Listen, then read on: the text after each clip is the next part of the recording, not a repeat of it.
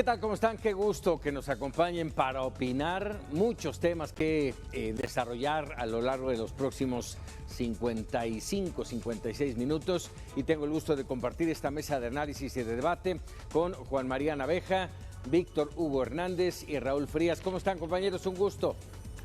Igualmente. Paco. Muchos temas a destacar. Paco? Uno de ellos, bueno, tiene que ver con todo este tema electoral. Estamos escasamente a 20 días del proceso del próximo 6 de junio y las cosas empiezan a tener una tonalidad y un calor totalmente distinto. Se va calentando el ambiente en muchos sentidos. Lamentablemente tenemos que hablar tanto de los procesos, los cambios en cada entidad, de la intención del voto, que ya se da cuenta en muchas encuestas, que hay que hacer mención. Las encuestas no lo son todo, son simple y sencillamente reflejos, dependiendo de dónde sea el reflejo, ¿verdad? Pero bueno, son reflejos. Y evidentemente también el tema de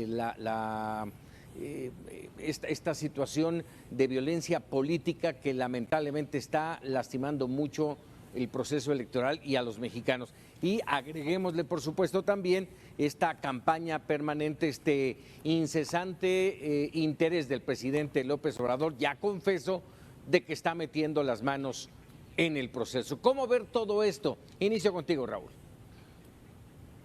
Híjole, a ver, fuiste muy decente. Hay una intromisión directa del presidente en todo el proceso electoral. Eso no hay la menor duda. Y aquí va a ser interesante qué es lo que sigue precisamente en esta intromisión, porque desde el punto de vista del presidente, él no lo ve como una intromisión, como una ilegalidad, sino lo justifica diciendo que él no va, está protegiendo la democracia. En fin, sí, este es un punto a considerar. Tú hablas de que las encuestas, Paco, algunas encuestas dan diferentes fotografías de un momento. La verdad es que es muy complejo en México poder confiar en las encuestas. Así la mayoría de ellas están cuchareadas, son al mejor postor, al que pagó, en fin, la verdad es que es muy complejo y además las encuestas son utilizadas muchas veces como una herramienta electoral para presumir de que van arriba. Sin embargo, bueno, sí nos pueden dar algunos indicadores de lo que puede estar pasando, especialmente con algunas entidades. Pero lo que me parece que es fundamental en esto que tú ya mencionaste, en estos 19 días, 20 días que faltan para la jornada electoral, es los datos, la información, las evidencias. Y lamentablemente las evidencias en economía, en seguridad, en salud, todo nos habla de que hay pues un mal desarrollo, hay una mala actuación, hay malos resultados de parte del gobierno. Entonces, sí, me parece que tenemos un escenario complejo, difícil. Por un lado, 15 gubernaturas que se han venido moviendo de acuerdo a las encuestas y digamos a las tendencias que nos indican qué está pasando, pero sigo pensando que el Congreso es lo más importante porque definirá la ruta que el país va a seguir. Morena tendrá mayoría, será mayoría absoluta, será mayoría relativa, esto es exactamente lo que tendremos que ver. Y si nos vamos a los datos, ya lo que pasa en elecciones intermedias, pues es un referéndum del gobierno del presidente López Obrador y que vamos a tener polarización, Paco. Un primer comentario. Así es. Víctor Hugo. Bueno, yo matizaría un poquito más los comentarios de Raúl, en el sentido de que es cierto, las encuestas con frecuencia en este país nos han mentido, han tenido un papel muy flaco, un flaco papel, han tenido un papel muy deficiente. Han tratado de mejorar, han tratado de hacer mejor su trabajo los encuestadores porque saben que en ello les va la credibilidad, pero sin embargo seguimos enfrentando pues varios tipos de encuesta, ¿no? La encuesta que nosotros consumimos, la que nos dan, la que le dan a la opinión pública para cortar lo cual fin. Es cierto, a modo a veces, inducida, casi siempre en beneficio de quien la paga. Pero también hay otro tipo de trabajo que no llega a nosotros y que son los que se analizan en los cuarteles de guerra de cada partido político y donde sí saben cómo se está moviendo ahora sí el gusto o la intención electoral. ¿De qué lado más caliguana? Diría ese clásico. Entonces, Y como no podemos nosotros conocer ese tipo de trabajos que la verdad se ven a puerta cerrada y son guardadas con todo el hermetismo porque revelan la verdad de lo que realmente está ocurriendo con cada partido, tenemos que atenernos a los comportamientos de los candidatos y a los comportamientos de los partidos e incluso ahora al comportamiento del propio presidente, y eso te puede dar más indicios de cómo van tal o cual proceso electoral. Por otro lado, es cierto, no estamos ante una gran elección general, sino estamos ante múltiples elecciones. Prácticamente en todos los estados del país hay algún tipo de elección, en algunas para gobernadores, 15 por lo menos, y en otras, pues bueno, ya sabemos que van para las alcaldías, diputaciones y congresos. Pero también hay que reconocer que en este momento, sin duda, el plato más apetecible para el gobierno federal tiene que ver con el Congreso, porque es ahí donde se va a definir, como bien decía Raúl hace un momento, el referéndum hacia un proyecto político, si lo queremos o no lo queremos, si queremos contrapesos para el presidente o queremos simplemente abrirle la puerta y que haga lo que él quiere hacer en su visión de país. Bueno, ahí en ese entorno habría que analizar y después de darle la palabra a Juan María Naveja, concentrarnos en qué es, cómo ver esa elección del Congreso que es fundamental para el futuro del país. Juan María. Bien, yo iría a los hechos, y los hechos están teniendo una influencia determinante. No nos vamos a olvidar lo que pasó el 3 de mayo, y esto está teniendo tal influencia que quizás la tendencia que ya se veía en la Ciudad de México se vaya acrecentando paulatinamente si es que la tragedia de la negligencia criminal ocurrida en la Estación Olivos tenga una influencia directa en las votaciones, tanto en las alcaldías como en los congresos de la Ciudad de México. El voto de castigo. Así es, igual podríamos hablar del asesinato de Abel Murrieta y las implicaciones que tendrá en el estado de Sonora por lo cerrado que se veía esta lucha, que se veía esta situación.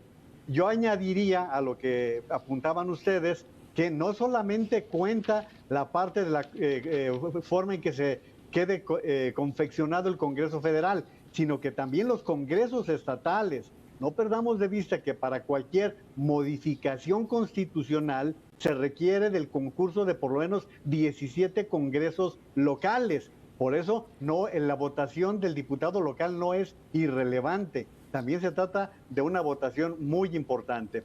Pero como sí podemos ir observando, yo más que fijarme en las encuestas, vería lo que empieza a suceder con las tendencias. Las tendencias nos están marcando que de 8 o 10 gubernaturas que se decía que podía obtener Morena, ahora estamos viendo que muy seguras, quizás Guerrero y tal vez Michoacán, pero de allí en adelante quizás lo que suceda sea una erosión en donde el PES gane de Baja California, en donde el PAN retenga Querétaro, Baja California Sur, Nuevo León para Movimiento Ciudadano, que la alianza gane Sinaloa y gane también San Luis Potosí. Es decir, estamos viendo tendencias que están cambiando conforme los acontecimientos se van presentando. Nuevo León tal vez sería la entidad más peleada en este momento, de acuerdo con las encuestas. Efectivamente, ya lo veíamos venir. Déjenme nada más dar este asunto. Por ejemplo, Massive Caller da 9 gubernaturas de las 15 a Morena, todavía en este momento. Arias Consultores da 4 de las 15. El Financiero da 3. Así es de que la situación no pinta nada bien, pero insistimos, son solamente reflejos pues de saber quién paga cada encuesta, cuál es el interés de cada encuesta para dar estos resultados. Pero, como bien menciona Juan María Naveja, hay un reflejo ahí de que las cosas para Morena no pintan bien del todo, Raúl. Y aquí me gustaría... aquí me gustaría agregar a lo que tú mencionas, este tema del Congreso es vital. Tal vez nos enfocamos mucho en quién va a ganar las gubernaturas, pero el Congreso Federal y los congresos estatales son vitales. Sí, a ver, Paco, hay retos muy importantes a considerar en esto que tú estás comentando. Estas imágenes que nos regala producción, sí, esta es una encuesta que publica hoy el periódico El País. y nos muestra sí, cómo está hoy conformado el Congreso, digamos, en la media naranja de la parte inferior. Es lo que tiene en este momento. De los 500 escaños, actualmente Morena tiene más de la mitad. Sí, y luego todos sus aliados, el Partido Verde, el Partido del Trabajo, sí, y bueno, pues toda de alguna forma esa gama de partidos que se han convertido en partidos satélite de Morena. En la parte superior vemos lo que algunas encuestas que contrató este periódico español, el País, bueno, muestra de qué es lo que pudiera suceder. Y aquí vemos cómo Morena podría retraerse, de acuerdo a esta encuesta que publica este periódico español.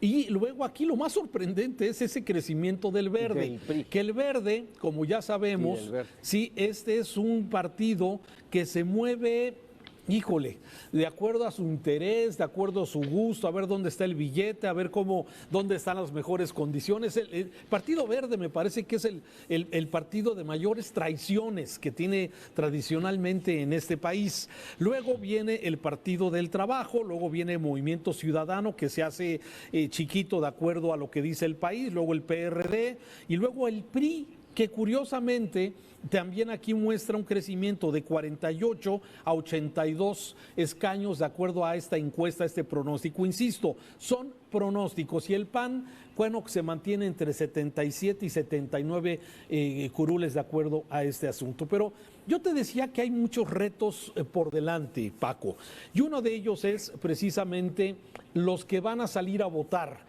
Y la cultura que tenemos los ciudadanos, donde realmente nosotros votamos por una presidencia municipal, sí, pero poco entendemos el tema de los diputados federales y diputados locales. Entonces, se ve en un escenario complejo. De acuerdo a la encuesta que publicó Mega Noticias y Teso, sí, vemos que los jóvenes entre 18 y 29 años, Paco, son los más renuentes a votar.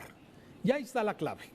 Ahí está la clave precisamente, porque los adultos mayores de 60 años, sí, los adultos de entre 45 y 50 y 55 años de edad, más o menos han manifestado su interés de salir a votar. Pero ese joven entre 18 y 29, ese es el gran reto. Me parece que ese sería uno de los primeros retos en la siguiente elección. Luego, lo que tú comentas, el Congreso. No tenemos esa cultura, Paco. Normalmente los ciudadanos votamos por el presidente municipal o por el gobernador en las entidades que va a haber elecciones. Pero mira, aquí en Jalisco te lo comento. Yo he entrevistado a lo largo de estos últimos días candidatos a diputados federales que van por la alianza, es decir, por la alianza del PRI, del PAN y del PRD. Pero a nivel local, los diputados van solitos. Entonces, es un verdadero permíteme la palabra, un desbarajuste, porque sí, no se entiende claramente cómo va a ser esto. Y entonces,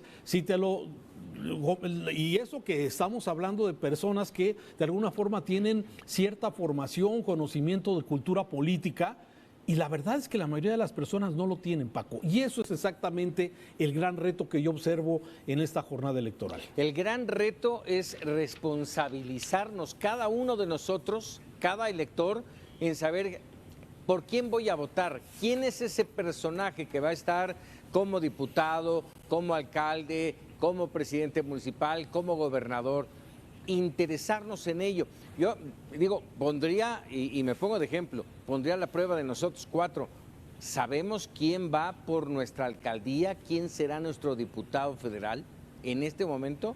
Difícil, son muchos los nombres, es mucha la baraja que hay y déjame decirlo, poco interés del electorado por adentrarse en estos temas. Lamentablemente. Juan María. ¿Sabes cuántos candidatos habrá en la boleta de la ciudad de Guadalajara, Paco? Nada más. 14. 14 candidatos y agrega los 12 que corresponden a la planilla porque se tienen que anotar los candidatos a regidores. Entonces estás hablando de una gran cantidad de nombres que no le dicen nada a la población en algunos casos o lamentablemente les dice cosas distorsionadas, porque cuántos de estos candidatos han pasado por el PRI, por el PT, por el PAN, ahora aparecen por Morena. Entonces hay una distorsión total. Ahora, tenemos un fenómeno que no igual, pero ya lo vivimos en otra elección. ¿Se acuerdan ustedes cuando el voto en blanco, que tuvo un impacto importante? Ahora estamos viendo esta tendencia del voto útil. Vamos a ver qué tanto las organizaciones de la sociedad civil logran esta movilización. Y yo haría énfasis en eso que dice Raúl. Si el voto útil penetra a los jóvenes, vamos a ver unas condiciones diferentes de lo que se está especulando en este momento. Sobre todo, entender qué significa el voto útil. Seguramente nuestra audiencia, oye, están hablando del voto útil. ¿Y qué es? ¿Qué significa? ¿Cuál es su utilidad? Déjame decirlo así, Víctor Hugo. Sí, es el hecho de tú inclinar tu voto, no necesariamente por quien tú quieres, pero sí por quien sabes que puede ganar, dado que, bajo el supuesto de que quien tú quieres tal vez no sea el que es puntero o va en una mejor posición. Entonces tú decides utilizar tu voto para que gane alguien que sea diferente a quien tú definitivamente no quieres. O sea, de algún modo así podríamos definir la importancia del voto útil, y que es cierto, empieza a decantarse sobre todo en las últimas semanas, cuando ya empieza uno a ver, en base a la influencia de las encuestas, en base a lo que se rumora en la ciudad, a veces lo que se dice, quién puede ser el puntero, quién puede ser el ganador y quiénes son los perdedores. En este país a nadie le gustan los perdedores, entonces es así como juega esto. Tienes que definir, uno, quién va a perder a tu juicio, quién no te gusta, y quién, en el caso de que tengas que dar tu voto y que no sea para quien va a ganar, pues quién es la opción menos peor para ganar, ¿no? Así defino yo el voto útil. Pero yo difiero un poco tanto de Raúl como de Juan María en este sentido. Desde la perspectiva nacional o global, sí lo vemos como un gran... Como un mundo de nombres, como un mundo de procesos que se están dando simultáneamente en todo el país, y que pues si lo ves desde la perspectiva de arriba, pues sí te generan confusión. Pero si ya aterrizas un poquito más, te vas a dar cuenta que cada comunidad vive su propio momento, de acuerdo a la regionalización y a cómo se están dando los procesos en cada uno de los estados. Las figuras para alcalde, las figuras para gobernador sí son bien identificadas por el elector en su comunidad, porque normalmente son personas cercanas a ti de alguna u otra manera y que conoces su trayectoria. Y es ahí donde sí puedes definir en base a un nombre. Sí concedo que en el caso de los diputados, ahí sí resulta un poquito más difícil, porque para empezar, poco sabemos lo que realmente hace un diputado. Segundo, cuando se trata de determinar la figura del diputado, pues finalmente te vas por la marca, ¿no? Te vas por el partido y por la simpatía que puedas sentir. Y aquí es donde juega la influencia definitivamente del presidente de la República, Andrés Manuel López Obrador. ¿Qué está pasando en algunos lugares? Por ejemplo, los candidatos de Morena usan su figura, pero usan la sombra de Andrés Manuel López Obrador. Fíjate qué curioso. O usan algo que asocia a Andrés Manuel López Obrador con su figura, para que el ciudadano de manera natural asocie al candidato con la figura de Andrés Manuel, con la esperanza de que la simpatía que se siente por Andrés Manuel López Obrador termine influyendo en el voto. Insistente ha sido esta campaña del presidente, e insisto, como decía yo al inicio, ya confeso de sí estoy metiendo la mano. ¿Y, Raúl? Pues es una ilegalidad, Paco. O sea, ese es el gran tema, que lamentablemente no pasa nada. El presidente sabe de la importancia de su nombre y por eso está haciendo todo lo posible. No cambia la narrativa en la mañanera, ¿sí? Yo como he visto a la mañanera y he visto al presidente, lo veo enojado. Sí, lo veo, o sea, con la reacción clásico de un hombre de nivel intelectual bajo y que de alguna forma está enojado, y la reacción es esa, con la narrativa que tanto gusta. A mí me queda muy claro que todo lo hemos dicho muchas veces en este programa, o sea, el presidente tiene un gran diagnóstico del país, pero que ya han pasado 2 años y medio hasta el momento, y de sus actuaciones, de sus acciones. Estaba revisando la encuesta que hoy publica el INEGI de la economía, Paco, ¿sí? No hay forma de poder ver cómo se ha dañado la economía, lamentablemente con la pandemia, pero desde antes la falta de confianza de los inversionistas ya estaba desde ese hecho que quedó marcado y quedará en la historia de este país, la cancelación del nuevo aeropuerto de la Ciudad de México. Y de ahí la inversión se ha ido para abajo. Te vas al rubro de la seguridad, ¿sí? ¿Qué ha hecho? Abrazos, no balazos. Tenemos en la mayor cantidad de decomisos de droga como no se había dado. Tenemos un nivel de muertos, 86 en promedio, diarios, sí, de personas que están relacionadas o que mueren relacionadas aparentemente con el tema del crimen organizado, y no se está combatiendo directamente esto. El tema de salud, si nos vamos a cada una de estas evaluaciones, que sería como un referéndum, sí, no habría quien de alguna forma pudiera respaldar este asunto. ¿Qué mexicano de buena fe, qué mexicano tiene o quiere ver que su país se vaya a desmoronar, su economía, la seguridad? El problema es que está tan polarizado que la gente no ve lo que está sucediendo con el país, y nos vamos exactamente con la polarización que el presidente ha sido muy vivo en de alguna forma presentar esta disyuntiva, ¿sí? De estás con la 4T o estás precisamente a favor de la corrupción. Entonces es muy complicado esto, y si el ciudadano frente a la boleta que va a tener el próximo 6 de junio, ¿sí?, ve esta marca, que es la marca del presidente, bueno, por eso pues seguramente habrá una buena cantidad de diputados todavía en este asunto. Afortunadamente, muchos como tú, Paco, como Víctor, que votaron por López Obrador, sí, yo sé que están arrepentidos de su voto.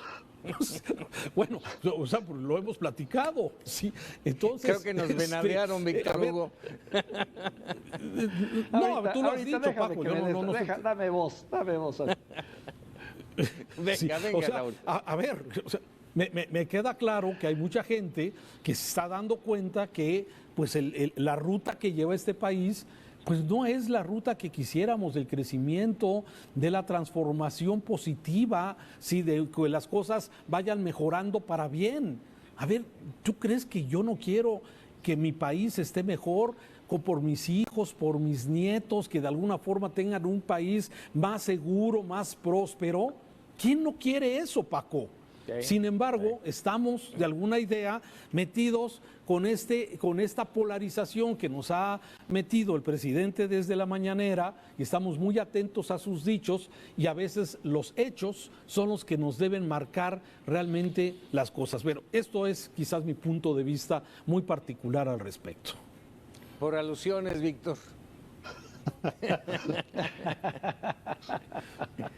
A ver, la narrativa que nos movió a muchos, que debo de reconocerlo, a votar por Andrés Manuel López Obrador en cierto momento, fue la conciencia de que este país necesitaba un cambio, un viraje. Totalmente. La narrativa de la corrupción era tal que ya no soportábamos más esta situación y decíamos, peor no nos puede ir, y necesitamos un viraje, un cambio de timón importante y necesario. Fue esa la bandera que enarboló Andrés Manuel López Obrador y que le sirvió como otros factores para poder llegar a ser presidente de la República. La polarización de la que habla Raúl, que en cierto sentido yo la veo más en los medios, más mediática, más de quienes hacemos discusión y análisis, no la siento tanto entre la población por varios factores. Primero, ustedes lo reconocieron en un momento, el ciudadano promedio no está metido en la política, está metido en sus necesidades del día a día, de salir adelante, de enfrentar el tema de la salud, de enfrentar el tema de la economía. Poco sinceramente le interesa lo que dice un político, lo que dice otro político, lo que se dice. A él lo que le importa es tener dinero en su bolsillo, tener salud, tener bien a su familia, la seguridad. Y en ese sentido todavía falta evaluar el impacto que van a tener toda esa derrama económica que se ha dado en los programas sociales. 25 millones tal vez de personas que han sido beneficiadas o que están siendo beneficiadas con un recurso que, si no es para nosotros algo monumental o grande, sí para ellos lo es importante porque representa economía local. Vamos a ver cómo eso termina influyendo en las urnas. Eso va a ser muy interesante. En cuanto a economía, en cuanto a la inseguridad, es cierto, tenemos un país que tiene muchos problemas de inseguridad en este momento, pero también la inseguridad hasta cierto punto está focalizada. Sería, yo creo, un error decir que el país está en llamas. Hay ciertos estados que tienen una situación muy delicada, otros que se les está complicando, pero hay otros estados donde la vida transcurre normal, comunidades donde la vida sigue. ciudades donde todo transcurre claro, con sus problemas muy naturales de inseguridad, pero no como para decir que el país en este momento está en llamas. Esos factores van a influir en el proceso electoral. Aunque la realidad es que la inseguridad la vivimos de hace muchos años, Víctor, en todo el país y no han cambiado, ha aumentado. Y nada más agregando por alusiones, coincido con lo que dices, este país necesitaba, y lo dijimos muchas veces aquí en Para Opinar, una gran sacudida. La corrupción era y es y sigue siendo lamentablemente el cáncer más grande de este país. Juan María, adelante. Bueno, bien, no se preocupen, de los arrepentidos es el reino de los cielos. Es el reino de los cielos. Sí, pero me extraña que los 4 veteranazos que estamos aquí conocemos al personaje desde hace 20 años. Yo desde hace 20 años sabía que era un peligro para México y bueno, les recomiendo la carta que le escribió Macario Esquetino para que veamos lo que está pasando por ahí. Pero mira, vamos a lo concreto, Paco, que somos un país que estamos aspirando que sea un país de Estado de Derecho, de leyes. Y esto lo está rompiendo Andrés Manuel López Obrador cada mañana, todas las mañanas. Y aquí lo que a mí me preocupa es que los órganos autónomos no están reaccionando como deberían. Tanto Calderón como Peña Nieto, esta etapa de la veda la respetaron de acuerdo a la ley. Andrés Manuel López Obrador, según algunos observadores, desafió y dijo que haría de la mañanera la mejor plataforma de su campaña. Ahora bien, de acuerdo a lo que uno escucha en la calle, empiezas a notar que mientras que en algunos lugares en el sur del país la figura de Andrés Manuel López Obrador puede acarrearle votos a los candidatos, en otras, como pudiera ser el occidente o el norte, la figura de López Obrador le puede restar. De hecho, hay candidatos que han estado tratando de ocultar que van por Morena o de que tienen vinculación con López Obrador. Todo esto se viene dando, todo esto se viene presentando. Como decía Víctor, son elecciones locales, se comen diferente, se tratan de manera distinta, se vota distinto. Entonces, por eso ahora estar hablando de encuestas, estar hablando de tendencias, es un poquito estar bordando en el vacío, porque no conocemos exactamente el terreno que se está pisando en esas localidades, más allá de Nuevo León, que tiene un peso específico y que lo hemos estado observando. Entonces, yo creo que aquí, de lo que a mí sí me gustaría destacar es que qué triste que un presidente que podría ser el mejor presidente de la historia, todas las mañanas esté mintiendo. Lo que decía Raúl, hoy nos estrenamos con que en el último trimestre 2.4 millones de mexicanos están en el desempleo, a diferencia del trimestre inicial del año pasado. Nada más hablar de este tipo de situaciones que estamos viviendo. Lo que pasó en el metro no podemos dejarlo pasar como un abandono completo de la supuesta austeridad que estamos presenciando. Y finalmente, pues la forma en que se están empobreciendo muchos mexicanos que hoy tienen que pagar más por el gas, por la gasolina, por la luz, por productos básicos, una canasta que cada vez le cuesta más al mexicano. Vamos a cerrar rápidamente este bloque. 2 preguntas, respuestas breves y concretas.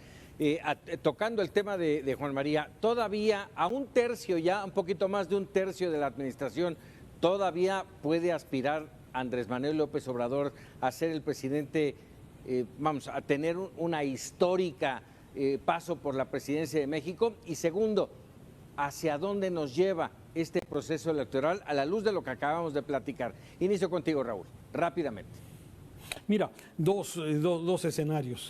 A ver, yo creo que el escenario está muy claro. Hay preocupación en muchos sectores sociales sobre hacia dónde vamos, cuál es la ruta que está siguiendo luego de lo que hemos venido viendo, Paco. O sea, yo creo que soy poco optimista de alguna forma respecto a este tema y sigo pensando que sí, el presidente ya no está como hace 2 años y medio. Me parece que hay una merma importante en la confianza y en sus seguidores, que lo vamos a ver el próximo 6 de junio. Creo que de alguna forma sí están pesándole al presidente muchos de los actos, de las acciones que han ocurrido, que lamentablemente han pasado. Creo que no estamos viendo un escenario óptimo para el presidente. Creo que hay merma y hay un futuro incierto que no puedo decir exactamente hacia dónde va.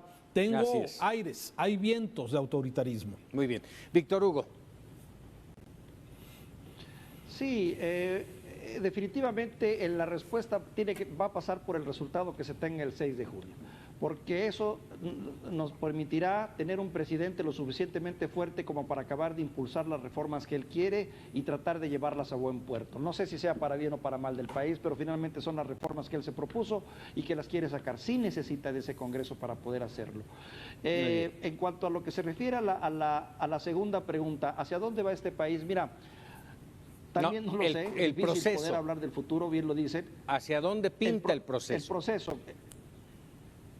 El proceso sí tiene ciertos tintes de autoritarismo que habrá quien pueda decir son necesarios o obligados o son un mal necesario o son un mal que no queremos. Sí hay una cierta dosis de autoritarismo, pero sí creo sinceramente que es parte de ese proceso de consolidación. Siento que hay cosas buenas por delante, que ahí viene. Perfecto. Juan María. Yo me voy a juntar más con Víctor, porque quiero vivir en alguno de esos estados que platica él y en el futuro que está pintando. Pero mira, Paco, yo te respondo fácil. Hay maderas que nunca agarran barniz. Y Andrés Manuel López Obrador es un ignorante. Lo he dicho yo, Raúl te lo puede decir porque en varias ocasiones lo dije, incluso con otros compañeros. Es un ignorante que no da para más. No da para más y no le tengo confianza.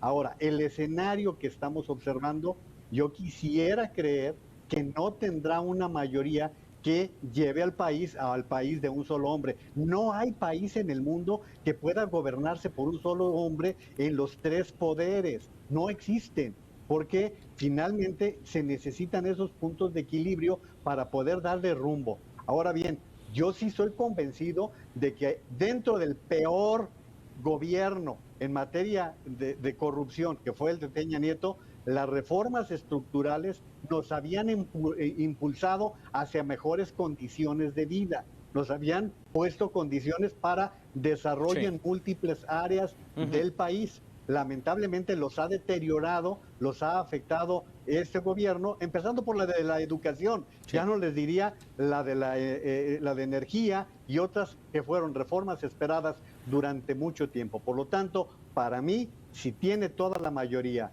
el presidente de la República, las cosas no pintan bien.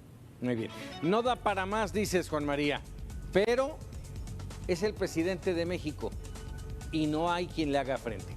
Hacemos una pausa y regresamos.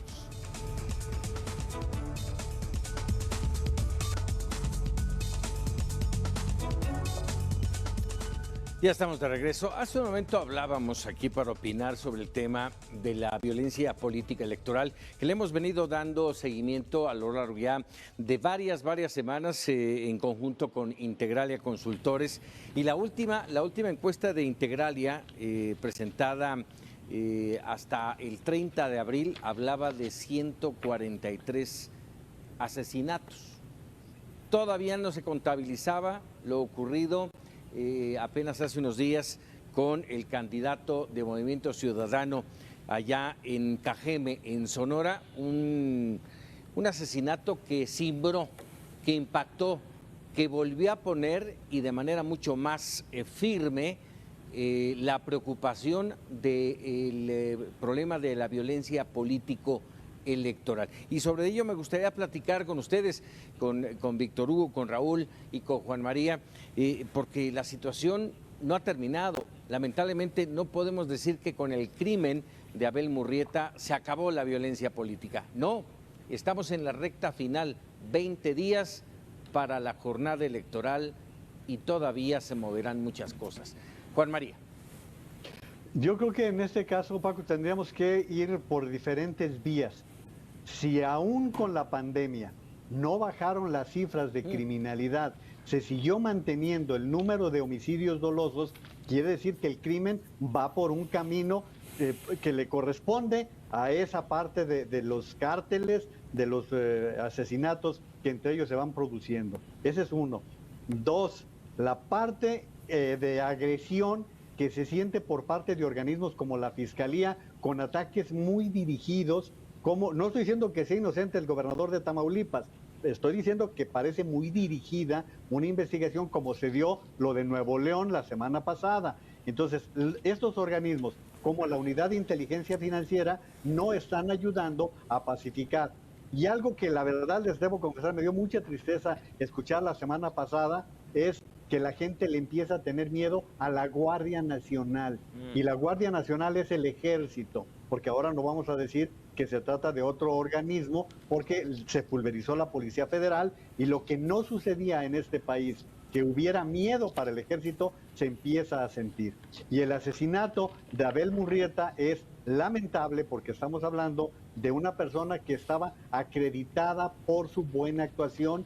Dos gobiernos, uno del PAN, uno del PRI, como fiscal en el estado de Sonora y como el abogado defensor de los Levarón, también te da otro ingrediente para pensar que no solamente se está involucrando a la política, sino otros casos de la violencia social que está inmersa y que en estas etapas, pues en seis semanas, Paco, difícilmente van a cambiar las cosas.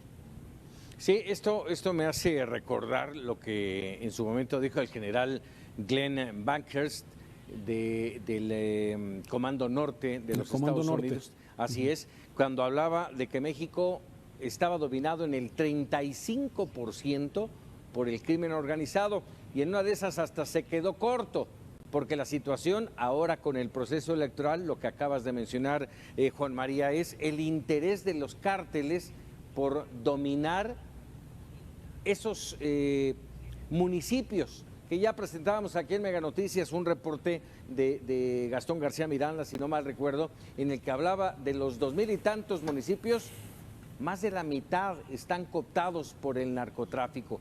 Así las cosas, ¿cómo ver esta recta final, Víctor Hugo? Sí, el crimen organizado tiene su propia agenda, está claro, y está claro también que cada vez va ambicionando más. Antes buscaban cooptar al jefe de tránsito, al jefe de la policía, al tal o cual funcionario. Hoy van por todas las canicas, hoy quieren jugar para controlar ampliamente, principalmente aquellos municipios endebles que no tienen la infraestructura suficiente como para poder enfrentar la embestida del crimen organizado, que goza de cabal salud en este país y que tiene mucho dinero.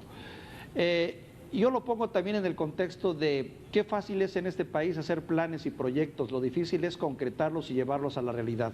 Todavía recuerdo las palabras de la secretaria de Seguridad hablando en la mañanera diciendo que no permitirían que el crimen organizado jugara en la política y que harían todo lo factible y lo posible y lo necesario para proteger la vida de los diferentes aspirantes. Ya vimos que quedó en palabras, como también quedó en palabras ese bonito diseño que nos presentaron de estrategia de seguridad electoral, en el que se hablaba de aplicar criterios de incorporación, desplegar acciones de blindaje electoral, establecer protocolos territoriales, evaluar de manera semanal, consultar con los gobernadores, reforzar la estrategia de seguridad, hacer llamados a los partidos políticos, palabras, discurso, buenos proyectos, pero solo eso. Los muertos dicen otra cosa. Oye, esto me da oportunidad para mencionar, no lo vamos a permitir, así dijo el presidente cuando haya pasado, no lo vamos a permitir como una promesa de algo que no han podido cumplir ni el presidente López Obrador, ni ninguno de los anteriores presidentes,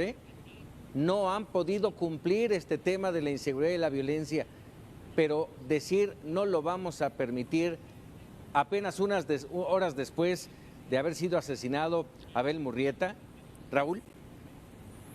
Pues por eso mejor inventamos, ¿no? Intervenciones y rifas y otras cosas, o sea, distraer la atención sobre estas cosas prioritarias para... Por ejemplo, sí, Paco. Entonces, ese es exactamente el punto. Sí, yo creo que este tema de la violencia política, que ya se han hecho referencia perfectamente Juan María y Víctor, me parece que entra dentro del marco de la inseguridad que hay en todo el país, agudizado en algunas regiones, como ya se ha señalado. Si bien no es todo el el país el que está de rodillas, pero sí podemos ver que hay zonas del país que están, pues pareciera que están totalmente controladas bajo el crimen organizado, Michoacán, Jalisco, quizás parte de Sonora, quizás parte de Chihuahua, en fin, o sea, donde vemos que estos sujetos, bueno, se mueven a sus anchas. Y yo también coincido en que ellos no creo que estén pensando en la agenda política. Ellos traen, me parece, su propia agenda del crimen. Quitan a quien les estorban, se vengan de quien se tienen que vengar, le quitan la vida con la facilidad y con la impunidad que da este estado, en donde no hay mayor temor por matar a una persona en plena luz del día, hacer tiros y enfrentarse con armas de asalto. La verdad es que lo que vemos que ocurre muchas veces en el país es simplemente un ejemplo de la violencia que hay en este entorno. Y la autoridad no le gusta, porque no lo está haciendo, porque no le gusta hablar del tema, le gusta desviar el tema, porque es un asunto que queda pendiente y no puede quedar bien. Y bien lo dices, pero me parece que seguimos en ese discurso. Si lo de antes no lo hicieron, pues tampoco, este gobierno. Me parece que es la gran diferencia, como Víctor lo dijo hace un rato, es que se creó una gran esperanza de que las cosas iban a ser diferentes. Se organizaron esos foros por la paz, ¿sí?, donde tenía muy buenos aliados el presidente, y esos aliados hoy los vemos que pues se quejan porque no ha habido empatía, porque no hubo seguimiento, porque fueron abandonados a su suerte, como el poeta Sicilia, víctima también de violencia en diferentes partes y con tantas personas en diferentes partes del país. Esa es la agenda. Lamentablemente el tema de la inseguridad, Paco, considero que no está siendo atendido,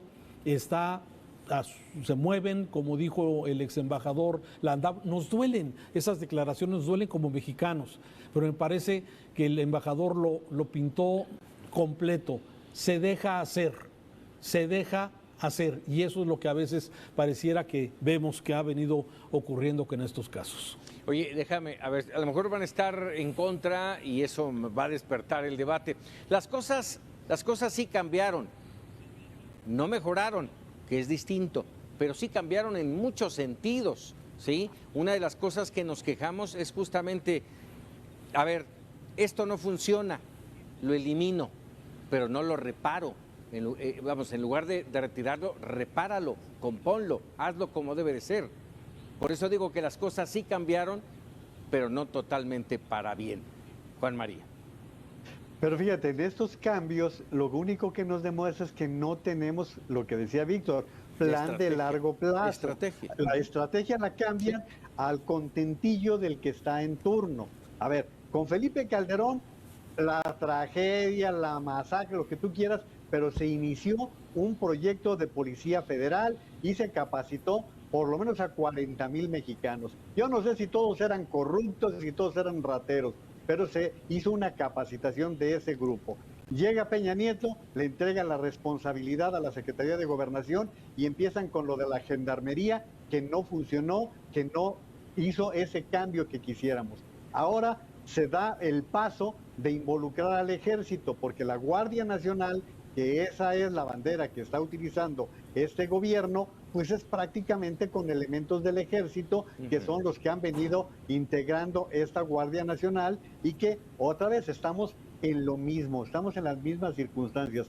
Entonces, todo parece que se cambia para seguir igual o para peor, Paco. Esa es la situación que estamos viviendo en una... o si no, simplemente para marcar un cambio, aunque no tenga un destino. Sí, y además lo que empiezas a ver es que en otras esferas se está dando otro tipo de inseguridad, porque los cárteles tenían un derrotero, un negocio, y ahora vemos que se va diversificando, como lo que ha pasado en las últimas semanas en Jalisco, Raúl, el caso de la desaparición de jóvenes, lo que la gente dice ya es la fosa de la nación. En fin, estamos viendo cómo algunos estados, ya son menos los estados que están ajenos a esa problemática que los que están inmersos a la inseguridad y las consecuencias de ella. Raúl, 40 segundos.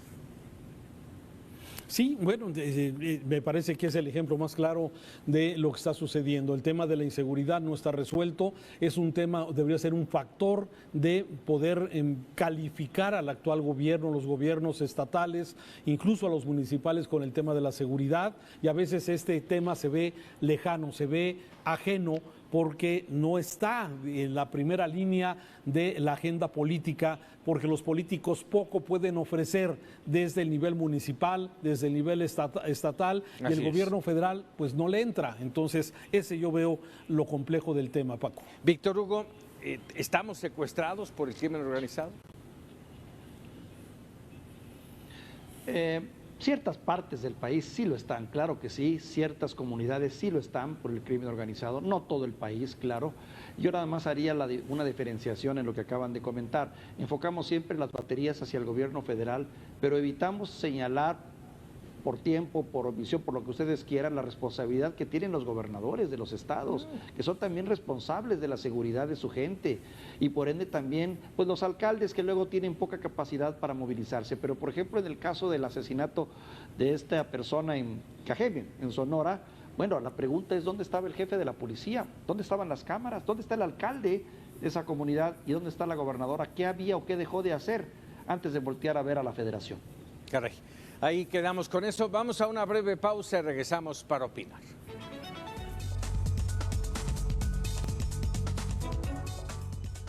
Ya estamos de regreso y rápidamente voy con Raúl Frías Lucio. Le preguntaba ya hace un momento, antes de ir a corte, a Víctor Hugo Hernández si estábamos secuestrados por el crimen organizado, por los cárteles del narcotráfico. Recordemos que al menos se han reconocido 19 cárteles en el país.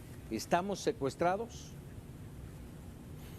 No creo que todo el país, Paco, no creo que todo el país esté secuestrado por el crimen organizado, pero sí muchas zonas y cada día más están cooptadas, y me refiero donde el AMPA es la que manda. La autoridad no se puede, no de alguna forma está sobrepasada por los grupos del crimen organizado en muchas regiones del país. Lamentablemente hay que reconocerlo, así es. Juan María. Yo diría que estamos atemorizados, Paco. Creo que lo que sí sentimos es un temor de la forma creciente en que se están dando estos cárteles y sus actividades. El hecho de que ya se presentara un incidente como el que sufrió el jefe de la seguridad en la Ciudad de México no había ocurrido, Paco. Y ya que llegue a la capital de la República, porque sabíamos cómo operan los cárteles de Tepito, por ejemplo, sabemos que allí pasa de todo, pero había un cierto control. En otros lugares se ha recrudecido nuevamente, como Baja California, Tijuana, Ciudad Juárez, eran ciudades que se habían recuperado para sus sociedades. Y entonces empiezas a ver cómo esta creciente situación, cuando tú hablabas del general del Comando Norte, pero Christopher Landó hablaba de 40% del territorio nacional y que era una contemplación. Y cuando tú ves la respuesta del presidente que dice, nosotros no vamos por el exterminio, bueno.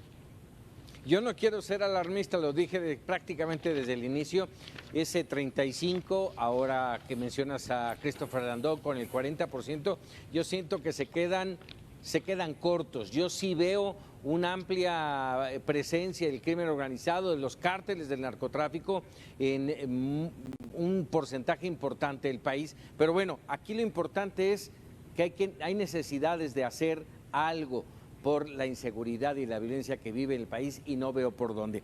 Rápidamente, antes de despedirnos, yo quisiera conocer su punto de vista sobre otro tema. Ya lo tocaste hace un momento, Juan María, cuando hablaste de Francisco Javier García Cabeza de Vaca, el gobernador de Tamaulipas, y esta teledirigida situación en la que está metido sin fuero, según el Congreso Federal, con fuero, según el Congreso Estatal, con una disputa ahí, una cosa lo que dice la Suprema Corte de Justicia de la Nación, por el otro lado habla el presidente y dice el señor no tiene fuero, y piden por su parte que lo detengan. ¿Cómo ver todo este entorno, todo este entramado tan complicado, Raúl?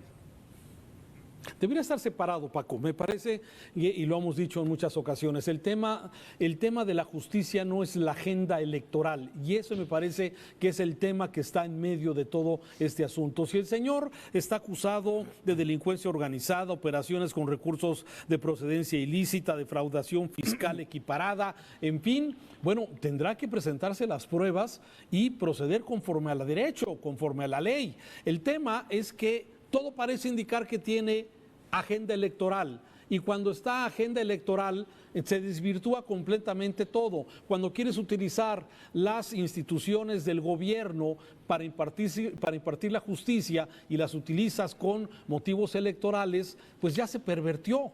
Ya se pervierte este tema, y si utilizar la fiscalía como un tema de carácter electoral y utilizar la unidad de inteligencia financiera también para lo mismo, para debilitar a tus opositores, pues es exactamente el asunto. Si el señor es culpable, debe seguirse con la justicia, sí, y no exactamente darle el uso electoral, que a veces me parece que es el punto que confunde y que se quiere entender, cada quien entiende lo que quiere, Paco, como bien lo estás diciendo. Si el gobernador es culpable, debe de hacerse con la justicia, dice Raúl. Víctor, ¿eso querría decir que en este momento debería de perder el fuero y dejar de ser gobernador? Pues por lo menos debería de pedir licencia o apartarse para poder ser investigado como debiera ser. Yo aquí lo que veo es cierto, un entramaje legal que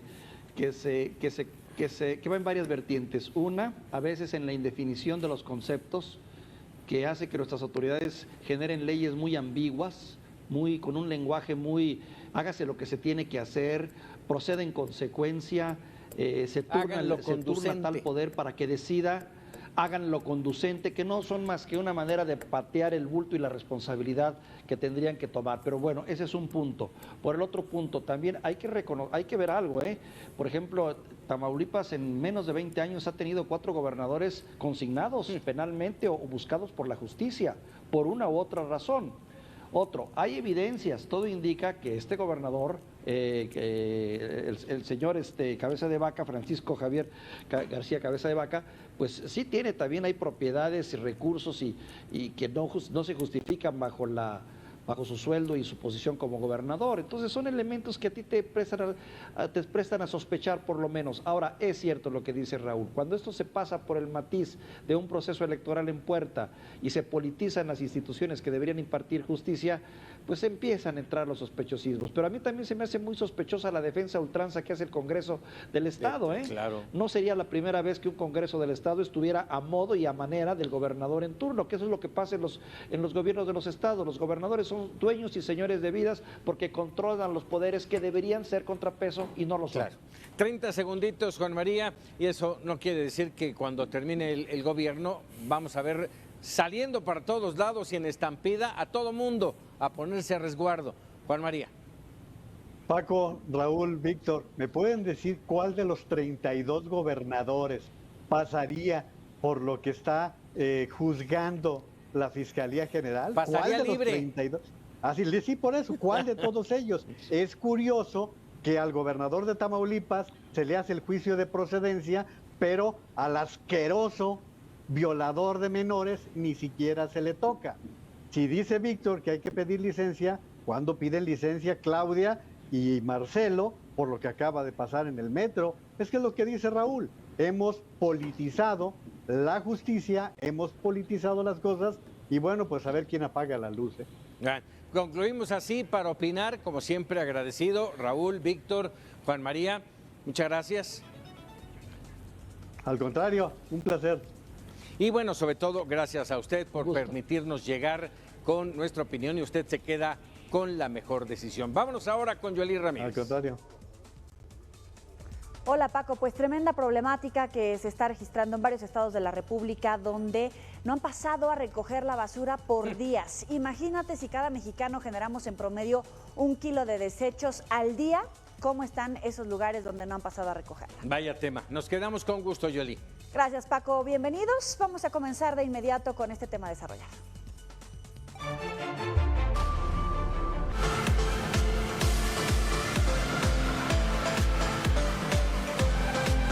Mega Canal Guadalajara.